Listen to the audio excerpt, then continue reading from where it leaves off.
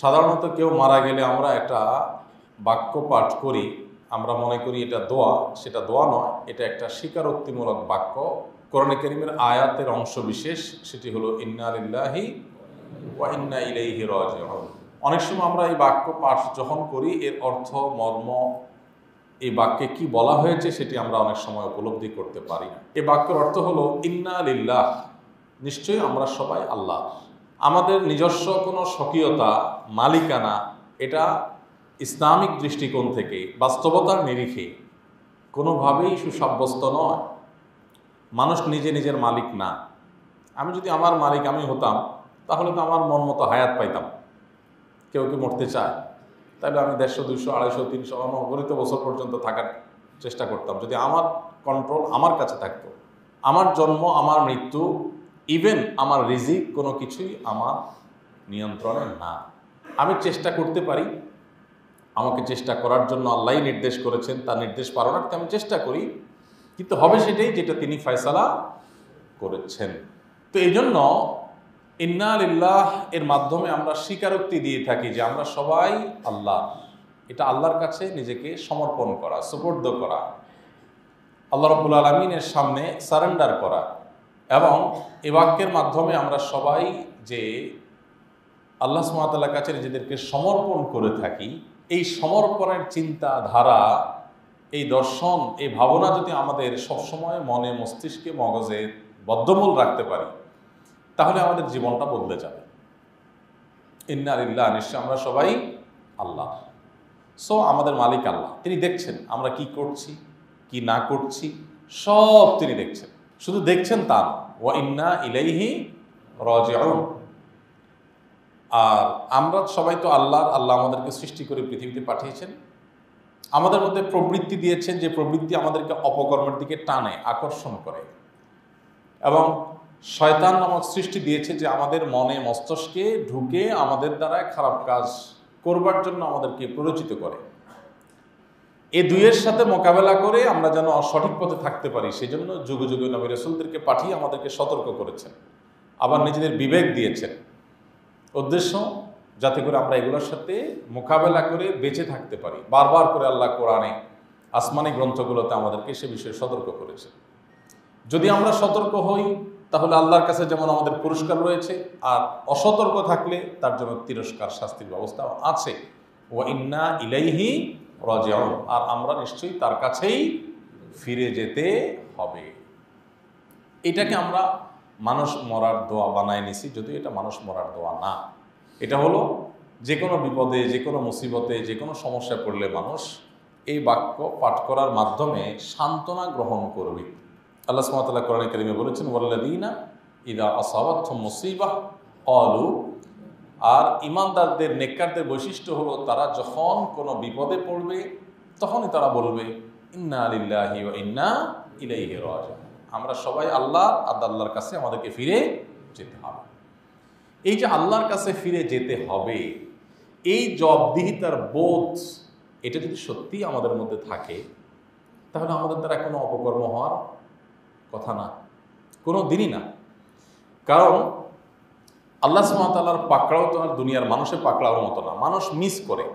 আমি প্রচলিত আইন, প্রচলিত নিয়ম, প্রচলিত আপনার সংবিধান, এগুলোর বিরোধী কোনো কাজ করলে আমার পানিশমেন্টের মুখোমুখি হতে পারে, কিন্তু নাও হতে পারে। কারণ যারা আমাকে পানিশমেন্ট দিবে তাদের চোখে ধুলি দেওয়া সম্ভব হতে পারে, তারা নাও দেখতে পারে, নানান সম্ভাবনা আছে। কিন্তু আল্লাহ রাব্বুল আলামিনের, মহান সৃষ্টিকর্তা আল্লাহ রাব্বুল আলামিনের এখানে তো ফাঁকি দেওয়ার কোনো স্কোপ নাই। তিনি তো সকল ত্রুটি বিচ্যুতির ঊর্ধ্বে, তিনি বসীর, সব কিছু দেখেন, সামিয়া, সব কিছু শুনেন, তিনি লতিফ, সুখ্যাতি সূক্ষ্ম। আমরা আজকাল সায়েন্স টেকনোলজির উন্নতির এই সময় সৃষ্টি জগতের অনেক সুখ্যাতি সূক্ষ্ম বিষয়ের ইনফরমেশন আমরা জানি। আমরা বাতাসের গতি, বাতাসের পরিমাপ, আমরা আগুনের তাপের পরিমাণ, আমরা অনেক কিছু মাপতে পারি। আমরা মানুষ আল্লাহ সৃষ্টি হয়ে যদি আল্লাহ সৃষ্টি জগতের সুখ্যাতি সূক্ষ্ম অনেক বিষয় পরিমাপ করার থিওরি পরিমাপ করার মতো টেকনোলজি যদি আমরা আবিষ্কার করতে পারি, তো আমার এই মস্তিষ্ক হাজার লাখ কোটি অগণিত মানুষ এবং এই মহাসৃষ্টি জগতের মহান সৃষ্টিকর্তা যিনি, মালিক যিনি, তিনি কতটা সূক্ষ্ম হবেন। লতিফ, আল্লাহর এই গুণবাচক নামের অধীনে তার সবকিছুই আছে। সো আল্লাহর কাছে তো ফাঁকি দেওয়ার কোনো স্কোপ নাই। ফাঁকি দেওয়ার কোনো স্কোপ থাকলে ঠিক আছে, কিছু করে ধামাচাপা দিয়ে দিলাম, আবার কিছু করে টোরে, সেটা একটা পার পাওয়ার রাস্তা ছিল, কিন্তু সে রাস্তা নাই। যেহেতু সে রাস্তা নাই, তিনি সব কিছুকে হাজির করবেন। ফামাইয়া আমাল মিসকালা দাররাতিন খায়রান ইয়ারা ওমাইয়া আমাল মিসকালা দাররাতিন শাররান ইয়ারা। যারা পরিমাণ ভালো কিছু করলে সেটার যেমন আল্লাহ তাআলা সংরক্ষণ করবেন, তার পুরস্কার যেমন আল্লাহ দিবেন, আবার যারা পরিমাণ খারাপ কিছু করলে তার তিরস্কারের মুখোমুখি আল্লাহ তাআলা করবেন। মিস হওয়ার কোনো সুযোগ নেই, কোনো সুযোগ নেই। তো এই বিশ্বাস, এই চেতনা, এটা যদি একজন মুসলিম হিসাবে আসলে আমার মধ্যে থাকে, তাহলে আমার দ্বারা কোনোদিন অপকর্ম হওয়া সম্ভব না। হ্যাঁ, অপকর্ম হতে পারে, অপকর্ম হওয়ার সাথে সাথে সেটা আর প্রায়শ্চিত্ত করতে শুরু করবো আমি, যে আল্লাহ এখনও নাকের ডগা নিঃশ্বাস আছে, মৃত্যুর আগ পর্যন্ত অপশন আমার কাছে, বল আমার কোর্টে। আমি চাইলে সমস্ত ভুলগুলোকে শোধরাতে পারি, চাইলে সমস্ত ত্রুটিগুলোকে সংশোধন করতে পারি, চাইলে প্রতিটি অন্যায় থেকে আমি ফিরে আসতে পারি। সে অপশন আল্লাহ রেখেছেন। এমন কোনো অন্যায় আল্লাহ তাআলা পৃথিবীতে রাখেন নাই যে অন্যায় থেকে মানুষ মৃত্যুর আগে প্রায়শ্চিত্ত করবার অপশন নাই। এমন কোনো অন্যায় নেই।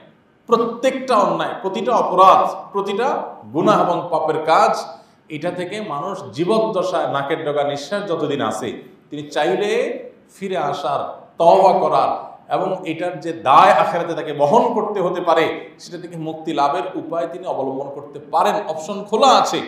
অতএব আল্লাহর সবচেয়ে বড় নেয়ামত তো এটি যে আমার এখনো নাকের ডগা নিঃশ্বাস আছে, আমি মরি নেই, আমার চোখদুটি এখনো চিরতরে বন্ধ হয়নি।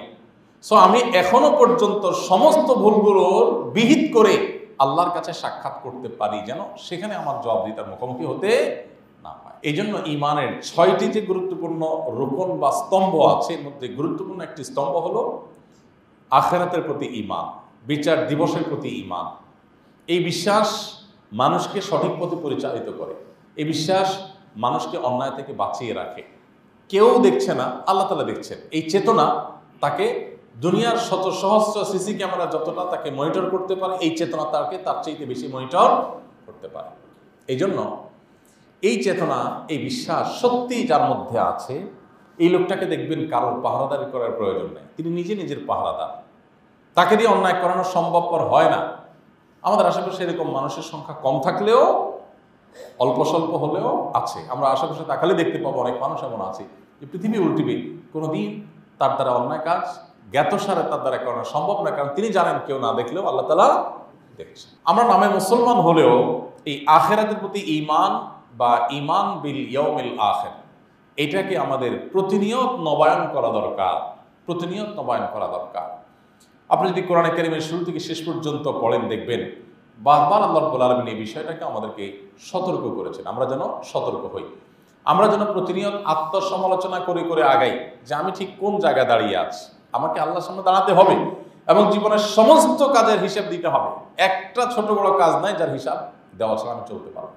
সো আমি এখন থেকে সেই চেতনা লালন করে চলব। যারা নাস্তিক বা যারা কোনো ধর্মে বিশ্বাসী নয়, যারা লজিক পূজারী, আমরা আল্লাহর গোলাম, তারা তথাকথিত নিজের যুক্তির গোলাম। এই মানুষগুলোর একটা আখিরাতের প্রতি ঈমান, বিচার দিবসের প্রতি ঈমানের ব্যাপারে তাদের একটা সংশয়ের জায়গা আছে বা তাদের একটা আপত্তির জায়গা আছে। যারা অস্বীকার করে, তারা বলে যে মানুষ মরে গেলে আমরা দেখি পচে গলে মাটির সাথে মিশে যায়, আবার এদেরকে পুনরায় সৃষ্টি করবে কিভাবে। আল্লাহ কোরআনে কারীম এই বিষয়ে পৃষ্ঠায় পৃষ্ঠায় আলোচনা করেছেন এবং তাদের এই যুক্তি খণ্ডন করেছেন। আল্লাহ সুবহানাহু ওয়া তাআলা বলেছেন, আল্লাহ যখন তোমাদের সৃষ্টি করেছিল, তোমরা যে মাতৃগর্ভে এসেছো, সেখান থেকে দুনিয়াতে এসেছো, তোমাদের কোনো দৃষ্টান্ত আগে পৃথিবীতে ছিল? একজন মানুষ যখন দুনিয়াতে মাতৃগর্ভ হয়ে দুনিয়াতে আসে, তখন এই আসার আগে পৃথিবীতে তার কোনো নাম, নিশানা, আলামত, কুলু কোনো কিছু ছিল? ছিল না। আল্লাহ সুবহানাহু ওয়া তাআলা কোরআনে বারবার বলেছেন যে আল্লাহ তোমাদেরকে অস্তিত্বহীনতা থেকে, শূন্য থেকে সৃষ্টি করেছেন। আগে কোনো ক্লু ছিল না, সেখান থেকে সৃষ্টি করেছেন। এরপরে তোমার এত বড় একটা দেহ, এটা পচে গলে যাক, আগুনে পুড়ে যাক, পানিতে গলে যাক, কোনো হিংস্র প্রাণীর পেটে চলে যাক, তার শরীরের সাথে মিশে যাক, যাই হোক, তোমার দেহাবশেষ এটা তো কোনো একটা পর্যায়ে আছে, সেটা মাটি হয়ে যাক আর যাই হয়ে যাক। তো যে আল্লাহ তাআলা কোনো কিছু থেকে, শূন্য থেকে সামান্য কয়েক ফোঁটা নোংরা দুর্গন্ধযুক্ত নাপাক পানি থেকে যে আল্লাহ তাআলা তোমাকে সৃষ্টি করেছেন, সে আল্লাহ তাআলা তোমার এত বড় শরীর পচে গলে যাওয়ার পর সেখান থেকে আবার সৃষ্টি করতে পারেন না? তুমি যদি যুক্তিতেই বিশ্বাস করো তাহলে তোমার যুক্তিই তোমাকে বলবে এটা একেবারেই স্বাভাবিক এবং খুবই সম্ভব একটা বিষয়। দ্বিতীয়ত, মানুষ সৃষ্টি হয়ে যদি স্রষ্টার কাজগুলোকে, মহান আল্লাহর কাজগুলোকে তার নিজের কাজের সাথে তুলনা করে, এটা হবে সবচেয়ে বড় মূর্খতা এবং অজ্ঞানতা। যে আমার কাছে একটা জিনিস মনে হচ্ছে অসম্ভব, তাহলে সেটা অসম্ভব, এটা হাস্যকর। আমার কাছে যেটা অসম্ভব মনে হচ্ছে এটাই অসম্ভব হবে এমন কোনো কথা নেই। আমি যেটাকে অসম্ভব মনে করছি বাস্তবে সেটা কয়েকবার সম্ভব হতে পারে।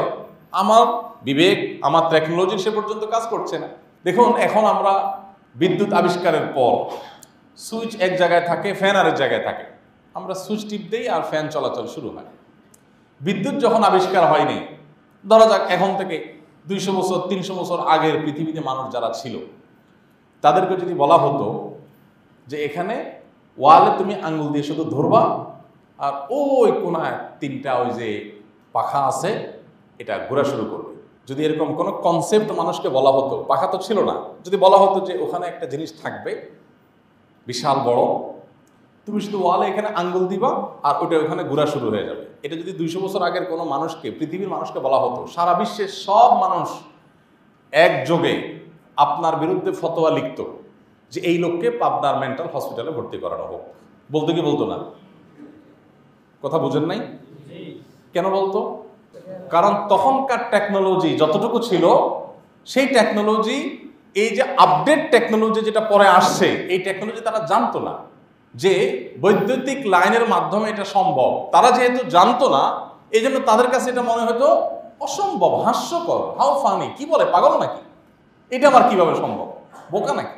তাহলে 200 বছর পরের টেকনোলজি 200 বছর আগের মানুষ ধরতে না পারার কারণে যদি পাগল বলে, আর আদতে সে পাগল, যে টেকনোলজি সম্পর্কে না জানার কারণে এটাকে পাগলামি বলছে, তার অজানা বিষয়ের কারণে সেটাকে অস্বীকার করে বসছে।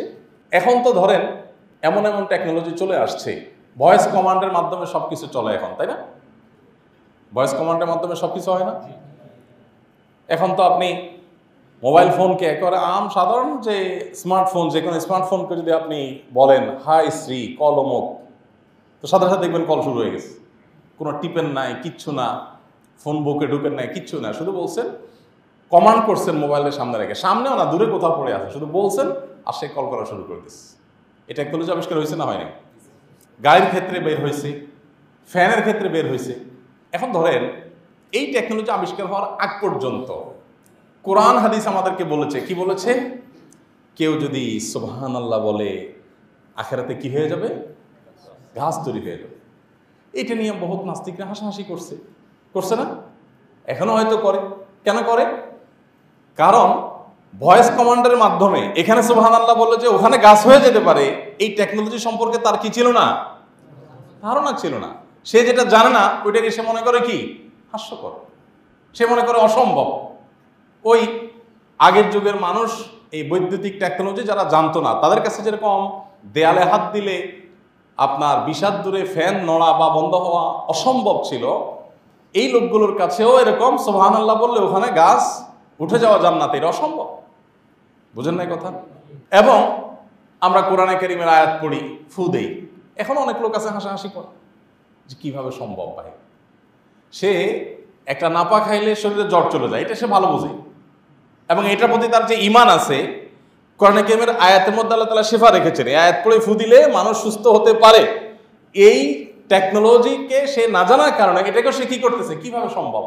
আরে ভাই, শরীরে রোগ হয়েছে, আপনি ফু দিবেন ওই দূর থেকে, এটা কেমনে অ্যাকশন করবে?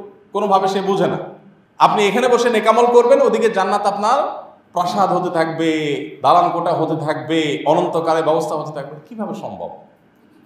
আচ্ছা, এখন টেকনোলজি ভয়েস কমান্ড এমন পর্যায়ে চলে, এখন তো আর ভয়েস কমান্ডের যুগে নাই, এখন পৃথিবী আরো আপডেট জায়গায় চলে আসছে। এখন তো এমন টেকনোলজি বের হয়েছে যে আপনি গরম ফিল করছেন, গরম অনুভব করছেন, শুধুমাত্র গরম অনুভব করছেন, ছটফট করছেন, এসি অটোমেটিক চলা শুরু করবে। আবার আপনি কুল অনুভব করছেন, এসি অটোমেটিক বন্ধ হয়ে যাবে। এখন সেই টেকনোলজি চলে আসছে।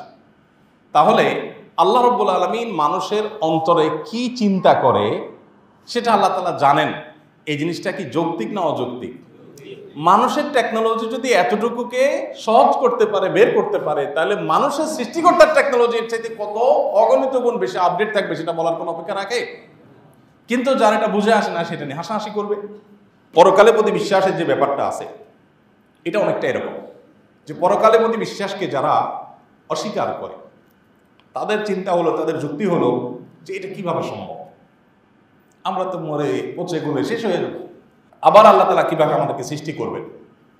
তাহলে বোঝা গেল আমি যে টেকনোলজি সম্পর্কে জানি না, সে আপডেট টেকনোলজিকে অস্বীকার করা এটা আমার মূর্খতা এবং অজ্ঞানতা ছাড়া আর কিছু না।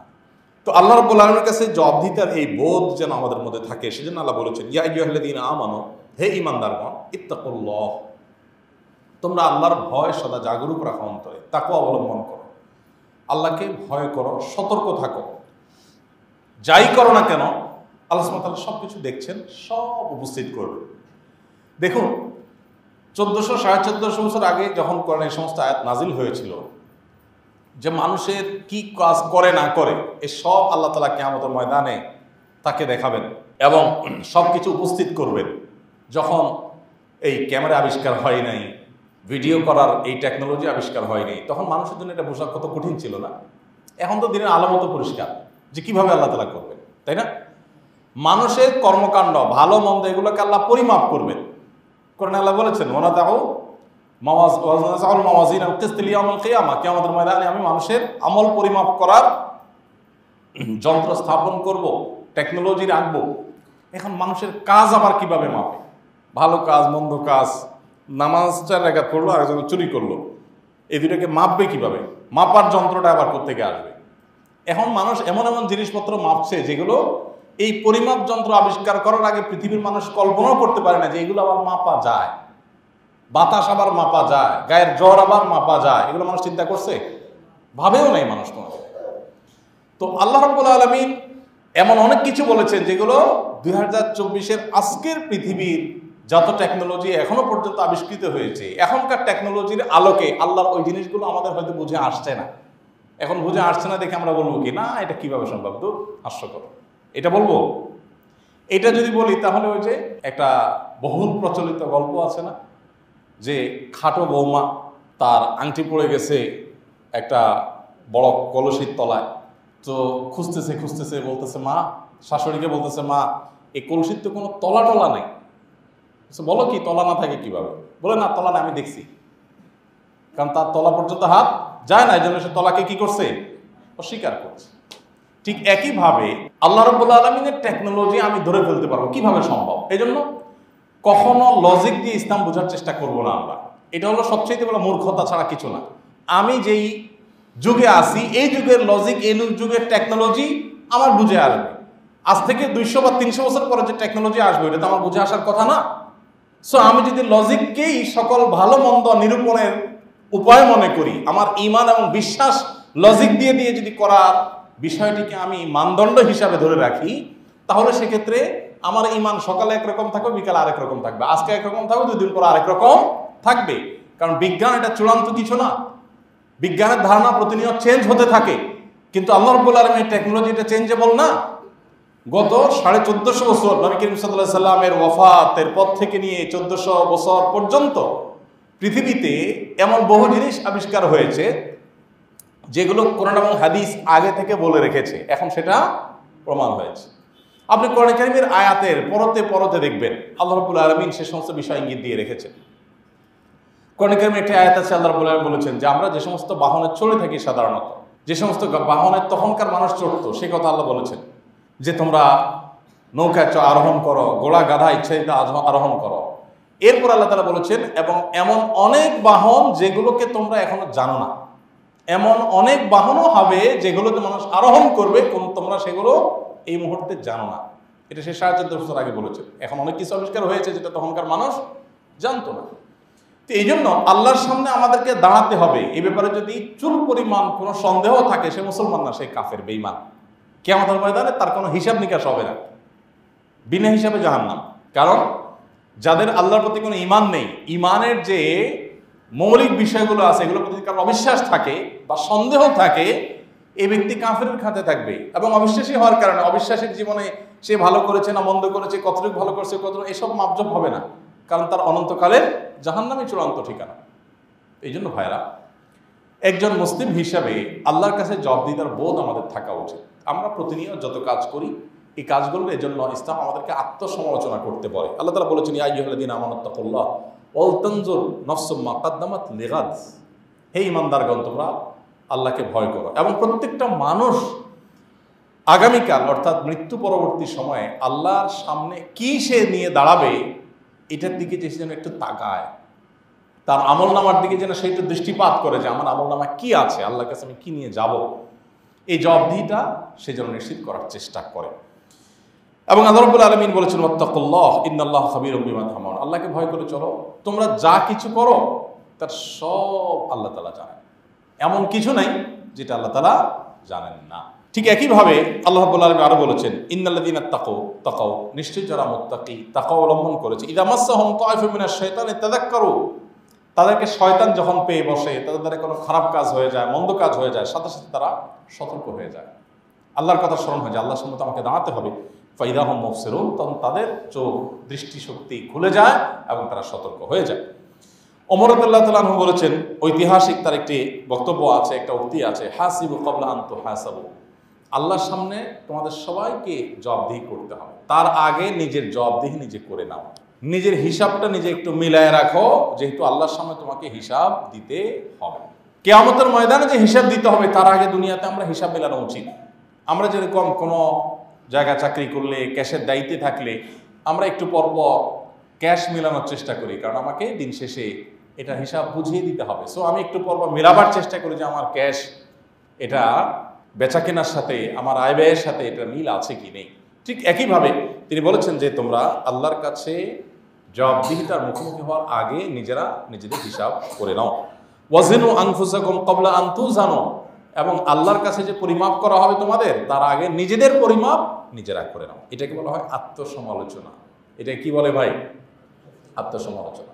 এই আত্মসমালোচনা আজ আমাদের সমাজ থেকে হারিয়ে গেছে। আমরা সবাই সামনে পাম্পট্টি শুনতে খুব পছন্দ করি, যে আমার তারিফ করা হবে, বাহবা দেওয়া হবে, নারায় তাকবীর দেওয়া হবে, এগুলো শুনতে আমাদের খুব ভালো লাগে। আমার কোনো ত্রুটি, আমার কোনো বিচ্যুতি, এটা আমরা স্মরণও করতে চাই না, এটা আমরা শুনতেও চাই না। যার কারণে আমাদের ওই যে অবস্থার উপর আমরা থাকি, সে অবস্থা নিয়ে আমাদেরকে দুনিয়া থেকে চলে যেতে হয়, অবস্থার পরিবর্তন হয় না। আত্মসমালোচনা এমন একটা কাজ, এটা প্রতিনিয়ত আমাদের করতে থাকা উচিত। বাচ্চাদেরকে অভ্যস্ত করা উচিত যে আত্মসমালোচনা করবো আমরা। আজকে একটা কাজ হলে, এই কাজ আমার ভুল কি হয়েছে, ভালো কি হয়েছে, ভালো হয়েছে আল্লাহর কাছে শুকরিয়া আদায় করে সামনে সেটাকে আরো ভালোভাবে এগিয়ে নেওয়া, মন্দ কি হয়েছে তার জন্য সমালোচনা করে, নিজেকে ভৎসনা করে আমরা সেখান থেকে সরে আসবো। আমাদের যে প্রবৃত্তি, এই প্রবৃত্তি তিন প্রকার। একটা হলো নফসে আম্মারা, আমাদের প্রবৃত্তি আমাদেরকে সবসময় মন্দ কাজের আদেশ দান করে। আল্লাহর অস্তিত্ব যারা আঁচ করতে চান, অনুভব করতে চান, তাদের জন্য নফসে আম্মারা একটা বিশাল বড় একটা ওয়ে। আপনার মন, আপনার প্রবৃত্তি দেখবেন সচরাচর সাধারণত ভালো কাজের প্রতি আপনাকে আদেশ করবে না। আল্লাহ যত কাজ নিষেধ করেছেন দেখবেন আপনার মন সেদিকে বেশি টানবে। এটা কি আমাদের মধ্যে আছে না নাই? জেনারেলি এটা থাকে প্রত্যেকটা মানুষের, যে তার প্রবৃত্তি মন্দ কাজের প্রতি আদেশ করে। আল্লাহ বলেছেন, ইন্নান নাফসা লাআম্মারাতুন বিসসু, নিশ্চয়ই মানুষের প্রবৃত্তি সাধারণত খারাপ কাজের অর্ডার করে থাকে, তুমি এটা করো, ওইটা করো। নিজের ঘরে পরিবার আছে, পরিবারের প্রতি টান নাই, টান বাহিরে। নিজের ঘরে হালাল জিনিস আছে, সেটার প্রতি টান নাই, টান হারামটার দিকে। নিজের পকেটে টাকা আছে, নিজের অ্যাকাউন্টে টাকা আছে, ওইটার দিকে নজর নাই, নজর হলো অন্যটার দিকে। এভাবে প্রত্যেকটা ক্ষেত্রে আপনি দেখবেন যে আমাদের প্রবৃত্তি সবসময় মন্দ কাজের দিকে টানে।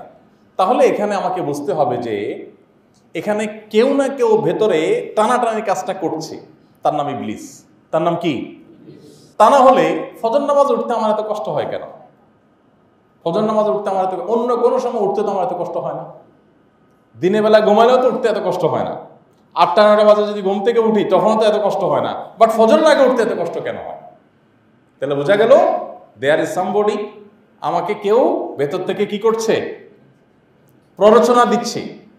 আপনি আজ করতে পারেন, অনুভব করতে পারেন যে শয়তান বলতে কিছু একটা, কোরআন যে বারবার বলছে, সতর্ক করছে প্রতিনিয়ত, ইন্টারেস্টিং একটা বিষয় কি, কোরআনে কিন্তু বারবার শয়তানের একটা পরিচয় আল্লাহ উল্লেখ করেছেন, একটা বৈশিষ্ট্য, একটা টাইটেল আল্লাহ তাআলা দিয়েছেন। সেটা হলো শয়তানকে বলেছে যে ইন্নাহু লাকুম আদুউম মুবিন, শয়তান তোমাদের জন্য কি শত্রু?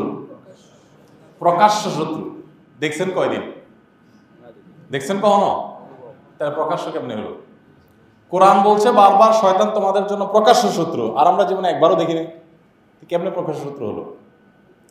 শয়তান প্রতি মুহূর্তে আমাদের সাথে দেখা দেয়, সারাদিনই সে প্রকাশিত হয় তার কর্মকাণ্ডের মাধ্যমে। আপনি একেবারে ঘুমাইতে গেছেন, দেখবেন সারাদিন যাই করছেন না করছেন, শুইতে গেছেন, এখন আপনার মনে চাবে একটু মোবাইল, একটু ফেসবুকটা শেষবারের মতো টিপি নিই। এই শেষবার মতো শয়তান আপনাকে দেখবেন যে কেউ একজন আপনাকে, আপনার ভেতর থেকে কেউ একজন আপনাকে বলছে, আপনার ভেতরের প্ররোচনা দিচ্ছে যে একটু দেখে নাও, 2 মিনিট দেখে রেখে দিও, এরপর দেখলেন 1 ঘন্টা হয়ে গেছে। হয় কি হয় না? একদিন হয় না, প্রতিদিন হয়। কারণ কি? কেউ, আপনি একটু খেয়াল করলে দেখবেন যে আপনার ভেতর থেকে একটা তাড়না কাজ করে, আছে না? এই যে তাড়নাটা সৃষ্টি করে ভেতরে, এই তাড়নাটা এরকম কি হয় যে ঠিক আছে শুয়ে যাব, এই ঘুমটা তো আমার শেষ ঘুমও হইতে পারে, তাইলে আমি ওযু করে 8 রাকাত নামাজ পড়ি সুন্দর করে, এরপরে মোবাইল টোবাইল দূরে ফালায় রাখি, আমি মরি নামাজি কোনো ঠিক ঠিকানা না, এগুলো রেখে আমি একটু সুন্দর করে আল্লাহ নামে পড়ি। এটা কি মনে চায়? সাধারণত চায়? তোমার মনে চায়? তো তুমি তো আস্ত ফেরেশতা মিয়া, এই পিচির বলে মনে চায়। তো সাধারণত আমাদের এগুলো মনে চায় না। তার মানে কি দাঁড়ালো? তার মানে হলো ভেতর থেকে শয়তান আমাদেরকে, আপনি ওই যে বললাম একটু আগে যে শয়তান প্রকাশ্য শত্রু কিভাবে, এই যে প্রকাশ্য দেখাচ্ছি যে সে আপনাকে, আপনি যখন ঘুমোতে যাচ্ছেন তখন আপনাকে দিয়ে সে অপকর্ম করায় নিচ্ছে। সে চেষ্টা করবে যে আপনি 12টা পার হয়ে 1টা পার হয়ে 2টা, যত পরে ঘুমাতে পারেন তত তার টার্গেট ফিল আপ হবে, অর্থাৎ ফজর পড়তে খবর হবে আপনার। রাতে ইসলাম বলছে তাড়াতাড়ি শো, নবী সাল্লাল্লাহু আলাইহি ওয়াসাল্লাম বলছেন তাড়াতাড়ি ঘুমায় পড়ো, এসব কিছু করিও না। দেখবেন আপনার সবচেয়ে বেশি মজা লাগবে এশার পরের টাইমটা। মোবাইল টিপতে ভাল লাগবে, টিভি দেখতে ভাল লাগবে, টকশোগুলো ভাল লাগবে, নাটক দেখতে ভাল লাগবে, আড্ডা করতে ভাল লাগবে, সবকিছু দেখবেন এশার পরে ভালো লাগতেছে। এই একই কাজ মাগরিবের পরে এত মজা পান নাই, কিন্তু এশার পরে মজা পাচ্ছেন। কারণ হাদিসে বলা আছে এশার পরে খবরদার কোনো কাজ করবো না, সাথে সাথে শুয়ে পড়ো। কারণ আমাদের লাভ ক্ষতি কি সেটা নবী জানতেন, আল্লাহ তাকে জানিয়ে দিয়েছেন যে মানুষ তোমার লাভ ওইখানে, তুমি তাড়াতাড়ি শুয়ে পড়ো। কিন্তু আমাদের মনে চাচ্ছে না, একটু দেখি, একটু দেখতে গিয়ে 1 ঘন্টা হয়ে যায়, 1.5 ঘন্টা হয়ে যায়, প্রতিদিন হয়। আচ্ছা, এবার আসেন ঘুমায় গেলেন, ঘুম থেকে উঠার সময় ওই যেটা বললাম, নবীজির নির্দেশ হলো ভোর রাতে আগে উঠে যাও, তাহাজ্জুদ পড়ো, এরপরে মসজিদে যাও, সুন্দর করে ফজর নামাজ পড়ো, ফজর নামাজ পড়ে আবার জিকির আজকার করো, এশাক পর্যন্ত জায়গায় বসে থাকো। কিন্তু দেখবেন শয়তান আমাদেরকে সারাদিন রাত 24 ঘন্টা, কখনো ঘুম আসুক আর না আসুক, ফজরের সময় মাস্ট আমাদের ঘুম আসবেই। এবং শুধু আসা না, আপনি একটু অনুভব করলে, একটু খেয়াল করলে দেখবেন মনে হচ্ছে যে আপনার হাত পাকে একজন টিপতেছে ফজরের সময়।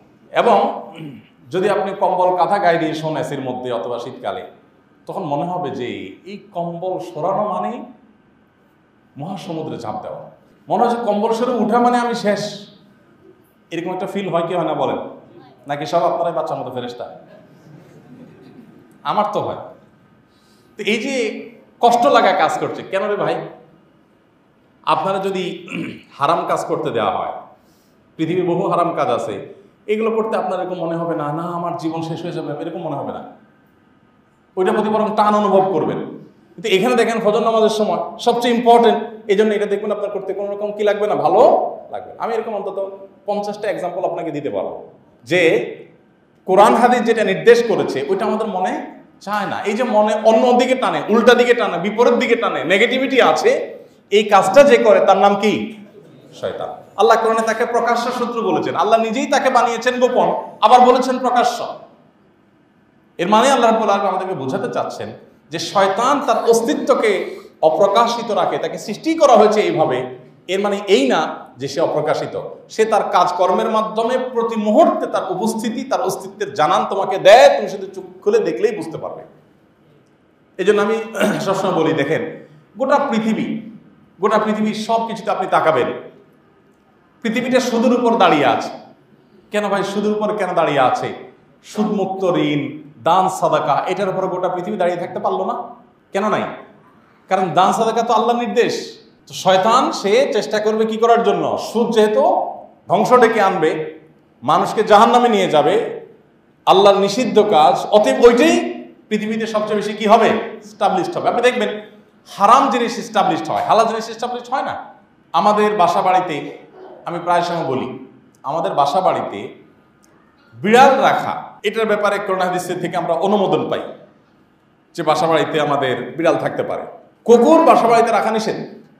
কেন নিষেধ? ওই যে আল্লাহর টেকনোলজি সব তো আমি বুঝবো না, বুঝেন নাই কথা। এখন আপনি যে বলেন যে ভাই কুকুরে কি দোষ করলো, এটাও তো একটা সৃষ্টি, বিড়ালও একটা সৃষ্টি। বিড়াল রাখা যাবে কিন্তু কুকুর রাখা যাবে না, সমস্যাটা কি? নবী করিম সাল্লাল্লাহু আলাইহি সাল্লাম লানত, আল্লাহর অভিশাপ নাজিল হবে, জান্নাত আর রহমতের ফেরেশতারা প্রবেশ করবেন না সেই গৃহে, সেই অফিসে, সেই কক্ষে যেখানে কুকুর থাকে। হ্যাঁ, কুকুর যদি পাহারাদারের জন্য থাকে, সিকিউরিটির কাজে থাকে, ভিন্ন বিষয়। বাকি শখের বসে যদি কেউ কোনো বাসা বাড়িতে কারণ নিজের ইয়েতে রাখে, এটা গুনাহ হবে। তবে কুকুর আল্লাহর একটা প্রাণী হিসাবে তাকে যদি কেউ খাবার দেয়, খাদ্য দেয়, পানীয় দেয়, চিকিৎসা দেয়, সহযোগিতা করে, তা সে সব পাবে। সে ঐতিহাসিক হাদিস তো জানা আছে যে একজন ব্যভিচারী নারী একটা পিপাসার্থ কুকুরকে নিজের ওড়না দিয়ে চিবিয়ে পানি পান করার কারণে জান্নাত পেয়ে গেছে। তাহলে কুকুর আল্লাহ সৃষ্টি হিসাবে তার প্রতি সিম্পেথি দেয়া দেখাতে নিষেধ নাই, তার থাকার জন্য আলাদা ঘর করে দিতেও নিষেধ নাই, কিন্তু আপনার ঘরে ঢুকানো নিষেধ। এখন যদি আপনি বলেন সমস্যাটা কি, সমস্যাটা কোথায়, তো উত্তর হবে কি যে আল্লাহর টেকনোলজি আপনি ধরে ফেলতে তো পারবেন না। সমস্যা ঠিক কোন জায়গায়? টেকনোলজি যদি আপনি বুঝে যান সব টেকনোলজি, তাহলে তো আপনি আল্লাহর সমকক্ষ হয়ে গেলেন, নাউজুবিল্লাহ। আল্লাহ সব তো বোঝা সম্ভব না। হয়তো কোনো এক সময় আবিষ্কার হবে যে হ্যাঁ এই শশী ক্ষতি আছে মানব সভ্যতার জন্য, যাই হোক। তো যেটা আল্লাহ নিষেধ করেছেন ওইটা দেখবেন সমাজে একেবারে সবচেয়ে বেশি কি আছে, এস্টাবলিশড আছে। এখন ঘরে ঘরে সারা পৃথিবীতে দেখবেন অন্য কোনো প্রাণী থাকুক আর না থাকুক, কুকুর মাস্ট আছে না নেই? অন্য কোনো প্রাণী থাকুক আর না থাকুক, আমাদের বেডরুমে কুকুর মাস্ট। শুধু সেটাই না, হাদিসে যেহেতু নিষেধ আছে, অতএব কুকুরকে ট্রেনিং দিয়ে, প্রশিক্ষণ দিয়ে এমন ভাবে তুলে ধরা হচ্ছে, এখন কুকুর দেখা যাচ্ছে বাজার করে, কুকুর মার্কেট করে, কুকুর দেখা যাচ্ছে যে ঘরের কাজ কামে হেল্প করে। দেখেন না ভিডিও সোশ্যাল মিডিয়াতে? মানে এমন ভাবে এটাকে উপস্থাপন করে রাখা হয় যে কোরআন হাদিস একদিকে, আর এখানে যেন অন্যকে এর ভিন্ন কিছু সাব্যস্ত করার চেষ্টা করছে। আর তার নাম হলো ইবলিস। তার নাম হলো কি? ইবলিস। ইবলিস এবং ইবলিসের দোষরা সেটা করছে। যাই হোক, কথা অন্যদিকে চলে গেছে। তো যেই কথায় ছিলাম সেটা হলো যে আমাদের আখিরাতের প্রতি জবাবদিহিতার বোধ যদি থাকে, আত্মসমালোচনা মানসিকতা যদি থাকে, তাহলে সেক্ষেত্রে আমাদের আখিরাত উজ্জ্বল হবে, দুনিয়াও উজ্জ্বল হবে। আর আল্লাহর নিকট জবাবদিহিতার বোধ, এটা মানুষকে প্রকৃত মানুষে পরিণত করে। গোটা পৃথিবীতে যত টেকনোলজি আবিষ্কার করবেন আপনি, মানুষকে যদি মনুষ্যত্বের উপর ওঠাতে হয়, তাহলে আল্লাহর নিকট জবাবদিহিতার বোধ এটা জাগ্রত করা ছাড়া আর কোনোভাবেই সম্ভব হবে না। নবী করিম সাল্লাল্লাহু আলাইহি সাল্লামের সময়কালে পৃথিবীর মানুষ, ওমর রাদিয়াল্লাহু তাআলা আনহু সহ খুলাফায়ে রাশেদা, তাদের আমলে পৃথিবীর মানুষ তারা আল্লাহর নিকট জবাবদিহিতার বোধ, আল্লাহর কাছে দাঁড়াতে হবে, পরকালের প্রতি বিশ্বাস, এটা জাগ্রত থাকবার কারণে তখনকার মানুষ যতটা সৎ ছিলেন, কিয়ামত পর্যন্ত ওইরকম সততার রেশিও পৃথিবীতে আর কখনোই পারবে না, আসবে। এই জন্য ওই জায়গায় আবার আমাদের ফিরে যেতে হবে। পরিবারের মধ্যে ইমানের চর্চা বাড়াতে হবে, নিজেদের মধ্যে ইমানের চর্চা বাড়াতে হবে, এবং প্রতি মুহূর্তে আল্লাহর কাছে দাঁড়াতে হবে সেই চিন্তা মাথায় রেখে মুহাসাবাতুন নফস বা আত্মসমালোচনা করতে হবে যে আমি কোন জায়গায় দাঁড়িয়ে আছি। আমার প্রতিদিনের ভুলগুলোকে সংশোধন করা, ভালোগুলোকে সামনে এগিয়ে নেওয়ার জন্য সংকল্প করা, এই প্রক্রিয়া প্রতিনিয়ত চলতে থাকতে হবে। এখন বেশিরভাগ মানুষ দেখবেন, যেটা বলছিলাম, যে আমরা নিজেদের ভুল স্বীকার করতে রাজি না। যত বড় ভুলই হোক দেখবেন ধামা চাপা দেওয়ার চেষ্টা। কিসের চেষ্টা? মনে করেন একটা ভুল হয়ে গেছে, মানুষ হিসাবে ভুল হয়েই গেছে, হতেই পারে, কিন্তু দেখবেন যে ভুল যেহেতু হয়ে গেছে তো ওইটা স্বীকার করা যাবে না, ওইটা ধামা চাপা দিতে হবে। আমরা এর আগে বলছিলাম যে আমরা যেহেতু সারাদিন মিডিয়াতে কথা বলতে হয়, বিভিন্ন জায়গায় কথা বলতে হয়, আমরা মানুষ, আমাদের অনেক ভুল হয়। আমরা যদি 500টা কথা বলি, এর মধ্যে 10টা 20টা ভুল হতে পারে। তো সেজন্য আমি আমাদের সহকর্মীদেরকে বললাম যে আমাদের সমস্ত কথার যেহেতু ভিডিও হয়, রেকর্ড হয়, এত কথা বলি সকাল থেকে রাত পর্যন্ত। সকালে এক টিভি চ্যানেলে করে আসছি, এখন মসজিদে করতেছি, এখান থেকে আরেক টিভি চ্যানেল ঢুকবো, সারাদিন ক্যামেরার সামনে বসতেছি এবং কথা বলতেছি। এত কথা যে বলতেছে, যার কথা বেশি হয় তার ভুলও বেশি হয়। অতএব এই যে ভুলগুলো হবে, যারা আমাদেরকে শুনছে তারা এই ভুলগুলো নিয়ে যদি কবরে চলে যায়, আল্লাহর কাছে কি জবাব দিয়ে করবো? আমি একটা ভুল কথা বললাম, সেটা শুনে চলে গেল, ভুলটা শিখে গেল। এই জন্য বললাম যে আমাদের ভুলগুলোকে আলাদা ভিডিও আকার আলাদা কেটে আমাদের ইউটিউব চ্যানেলে একটা প্লে লিস্টে একটা আলাদা প্লে লিস্ট করার জন্য, যে আমাদের ভুলগুলো সব, যাতে করে আমাদের যারা ফলোয়ার তারা দেখে নিতে পারে যে আমার কোন কোন কথাগুলো ভুল হয়ে গেছে, যেটা আমি বুঝতে পারি না, পরে আমি বুঝেছি, আমার অবস্থান আমি পরিবর্তন করেছি, এটা যেন সে শিখতে পারে। ডক্টর খন্দকার আব্দুল্লাহ জাহির রহমতুল্লাহ আলাইহি মারা গেছেন আর বহু বছর আগে, আপনারা জানেন। স্যারের একটা জীবনী গ্রন্থ বের করা নিয়ে একবার আমরা মিটিং করেছিলাম। তো সেখানে আলোচনা উঠছিল যে কিভাবে তার সে জীবনী গ্রন্থটা লেখা হবে। তখন সেখানে আমরা প্রসঙ্গত কথা উঠলো, আমরা বললাম যে সাধারণত জীবনী গ্রন্থের মধ্যে যার জীবনী লেখা হয়, কোনো বড় মনীষী মারা গেলে তার জীবনীতে কি লেখা হয়? সব পাম্পট্টি, সহজ বাংলা কি লেখা হয়? বাস্তবসম্মত কথাগুলাই এটা রং চং দিয়ে উনি হান ছিলেন, তান ছিলেন, এটা ছিলেন, সেটা ছিলেন, গুণগান ছাড়া কোনো কাহিনী আছে? অথচ এই মানুষটার জীবনে কোনো ভুল কি ছিল না? ছিল না? নাকি উনি ফেরেশতা? মানুষকে ভুলের ঊর্ধ্বে? প্রত্যেকটা মানুষের জীবনে ভুল, নবী রাসূলরা ছাড়া। আর প্রত্যেকটা মানুষের জীবনে ভুল হতে পারে কি পারে না? তো যদিও সেই বই আর আলোর মুখ দেখে নাই, কিন্তু আমরা ডিসিশন নিয়েছিলাম যে আমরা যদি আব্দুল্লাহ জাহির রহমতুল্লাহর জীবনী বের করি, তো এই বইয়ের মধ্যে একটা চ্যাপ্টার থাকবে স্যারের জীবনে ঘটে যাওয়া ভুলগুলো। বাই মিস্টেক তিনি একটা রেফারেন্স বলেছেন, সেটা মিলে নাই। তিনি একটা মাসআলা দিয়েছিলেন, সেটা স্লিপ অফ টাং ছিল তার, পরে দেখা গেছে যে ইনফরমেশনটা সঠিক ছিল না। এই জিনিসগুলোকে একটা পরিচ্ছেদে আমরা চাইছিলাম যে একত্র করব। যাই হোক, সেটার আলোর মুখ দেখে নাই। আমি আমার সহকর্মীদের বলছি, আমি মরে গেলে যদি এরকম কিছু হয়, তো আমার ভুলগুলো আলাদা করে যেন লেখা হয় যে এগুলো তার ভুল ছিল।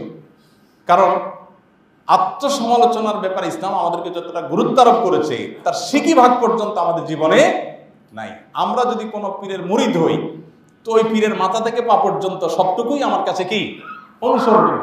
আমরা যদি কোনো দলের অনুসারী হই, ওই দলের অন্যায়, অকর্ম, কুকর্ম সবকিছুই আমাদের কাছে একেবারে ইয়ের মতো, রসগোল্লার মতো আমাদের কাছে মিষ্টি মনে হয়। কোনো ভুল আমাদের চোখে পড়ে না, এমন কোনো কিছু আমরা স্বীকার করি না। আল্লাহ রাব্বুল আলামিন আমাদের নিজেদের ভুলগুলোকে ভুল হিসাবে স্বীকার করার তৌফিক দান করুন। ভুলকে ভুল হিসাবে স্বীকার না করা কিসের আলামত জানেন? অহংকারের আলামত। নবী করিম সাল্লাল্লাহু আলাইহি ওয়াসাল্লাম বলেছেন, আল কিবরু, অহংকার হলো গামতুন নাস ওয়া বাতারুল হক। দুইটা জিনিস অহংকারের একবারে স্পষ্ট আলামত। কারণ অন্তরে অহংকার আছে কিনা দুইটা জিনিসে সেটা বোঝা যায়। তার একটি হলো মানুষের প্রতি ইগনোরিং এর মানসিকতা, মানুষকে পাত্তা না দেওয়া। কেউ কথা বলছে, একটু ভালো করে মনোযোগ দিয়ে শুনলেন না, ড্যাম কেয়ার ভাব, হ্যাঁ বলেন, তার দিকে তাকাচ্ছেন না, কথা শুনতে চাচ্ছেন না, পাত্তা দিতে চাচ্ছেন না। আবার ওইরকম শক্ত কোনো ভিতালা মানুষ আসলে আবার ঠিকই জিহুজু শুরু করতেছে। আসলে না এই চরিত্র আমাদের মধ্যে? এটা অহংকারের কারণে হয়, মানুষকে তুচ্ছ মনে করা, মানুষকে পাত্তা না দেওয়া। আরেকটা হলো সত্য অস্বীকার করা। একটা অন্যায় হয়ে গেছে, একটা ভুল হয়ে গেছে, কিন্তু স্বীকার করলে জাত যায়। এই জন্য না স্বীকার করে কি আমতা আমতা করে ধামাচাপা দিয়ে আগলুম বাগলুম ঘোড়ার ডোম ডাকডোম সাজে, ডাকডোল বাজার বাজে, এসব কাহিনী টাহিনী করে ধামাচাপা দিয়ে এমনভাবে বললেন যে না আপনি কিছুই জানেন না, আপনি এটা স্বীকারই করতে রাজি না। এরকমটা আছে না নাই আমাদের মধ্যে? বড়দের মধ্যে তো বটে বটে, আজকাল পিচ্ছি পোলাপানের মধ্যে এগুলো ঢুকে গেছে, বুঝতে পারছেন? তো এই জন্য আমাদের ভুলগুলোকে প্রতিনিয়ত সংশোধন করার চেষ্টা করা, এবং ভুল স্বীকার করার মতো, ভুল স্বীকার করতে একটা কলিজা লাগে অবশ্য। ছোট কলিজার মানুষ এগুলো পারে না, ছোট মনের মানুষ, ছোট লোকরা এগুলা, কারণ মনটা তো ছোট, সে মনে করে যে ভুল স্বীকার করলে আমি বোধহয় ছোট হয়ে যাব। যারা উদার তারা নিজের ভুলগুলোকে অকপটে স্বীকার করতে পারে। আমরা যদি ভুল করা শিখি, তাহলে সমাজটা অনেক সুন্দর হয়ে যাবে। দাম্পত্য জীবনে যত অশান্তি হয়, এর একটা বড় কারণ ভুল স্বীকার করার প্রবণতা না থাকা। আমাদের কাছে, আমাদের অফিসে, ফাউন্ডেশনে প্রতিদিন অগণিত মানুষ আসে। যত কেস আসে, মোস্ট অফ দ্য কেস হলো এই ফ্যামিলিতে দাম্পত্য জীবনে অশান্তি, জামাগড়, ঝগড়াঝাটি, মারামারি, কাটাকাটি। এগুলোর ক্ষেত্রে আমাদের অ্যানালাইসিস হলো যে যতগুলো কেস আমরা স্টাডি করেছি, সবগুলোর খোলাসা বেশিরভাগ ক্ষেত্রে দেখা যায় যে স্বামী স্ত্রী একে অন্যের ভুলকে স্বীকার করতে চায়। এটা আমাদের সব ক্ষেত্রেই। অবশ্য আমাদের সমাজেরও দায় কম না। সমাজ এমন আপনার নষ্ট হয়েছে যে এই সমাজে কেউ নিজের ভুল স্বীকার করলে ওইটাকে দুর্বলতা ভাবে সমাজের লোক।